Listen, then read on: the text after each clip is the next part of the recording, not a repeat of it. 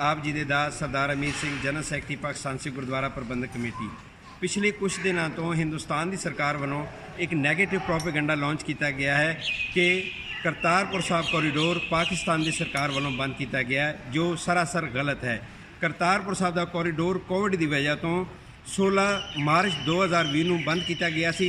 ਸਿੱਖ ਭਾਵਨਾਵਾਂ ਨੂੰ ਮੱਦੇਨਜ਼ਰ ਰੱਖਦੇ ਹੋਏ ਪਾਕਿਸਤਾਨ ਦੀ ਸਰਕਾਰ ਨੇ ਇੱਕ ਨੋਟੀਫਿਕੇਸ਼ਨ 2 ਅਕਤੂਬਰ 2020 ਨੂੰ ਇਹ ਜਿਹੜਾ ਮੈਂ ਤੁਹਾਨੂੰ ਦਿਖਾ ਰਿਹਾ ਜਾਰੀ ਕੀਤਾ, ਜਿਹਦੇ ਮੁਤਾਬਕ ਕਰਤਾਰਪੁਰ ਸਾਹਿਬ ਕੋਰੀਡੋਰ ਅਕਤੂਬਰ ਨੂੰ ਦੁਬਾਰਾ ਰੀਓਪਨ ਕੀਤਾ ਗਿਆ।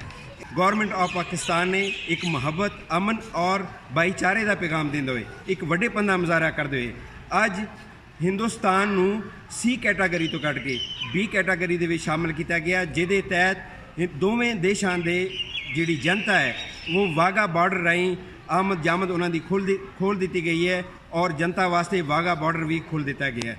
ਮੈਂ ਇਹ ਅਪੀਲ ਕਰਦਾ ਕਿ ਜਿਸ ਤਰ੍ਹਾਂ ਪਾਕਿਸਤਾਨ ਦੀ ਸਰਕਾਰ ਨੇ ਇੱਕ ਵੱਡੇ ਦਿਲ ਦਾ ਮੁਜ਼ਾਹਰਾ ਕੀਤਾ ਹੈ ਔਰ ਸਿੱਖ ਭਾਵਨਾਵਾਂ ਨੂੰ ਮੱਦੇਨਜ਼ਰ ਰੱਖਦੇ ਹੋਏ ਇਹ Kartarpur Sahib corridor still October 2020 ਤੋਂ ਖੁੱਲ੍ਹਾ ਹੈ ਤੇ ਇਹ ਕੋਰੀਡੋਰ ਖੁੱਲ੍ਹਾ ਹੈ ਔਰ ਮੈਂ ਆਸ ਰੱਖਦਾ ਕਿ ਹਿੰਦੁਸਤਾਨ ਆਪਣੀ ਹਠਧਰਮੀ ਛੱਡ ਕੇ ਇਸ ਕੋਰੀਡੋਰ ਨੂੰ ਸਿੱਖ ਸੰਗਤਾਂ ਵਾਸਤੇ ਖੋਲ੍ਹ ਦੇਣਗੇ।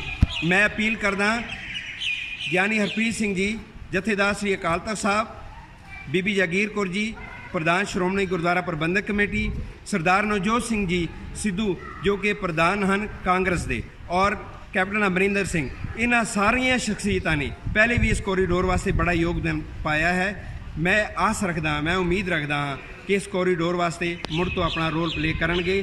ਸੋ ਮੈਂ ਇੱਕ ਵਾਰੀ ਫਿਰ तमाम सिख कम्यूनिटी की तरफों, पाकिस्तान सिख गुरुद्वारा प्रबंधक कमेटी तरफों मैं गौरमेंट ऑफ पाकिस्तान ते तमाम इदारों का धन्यवाद करदा।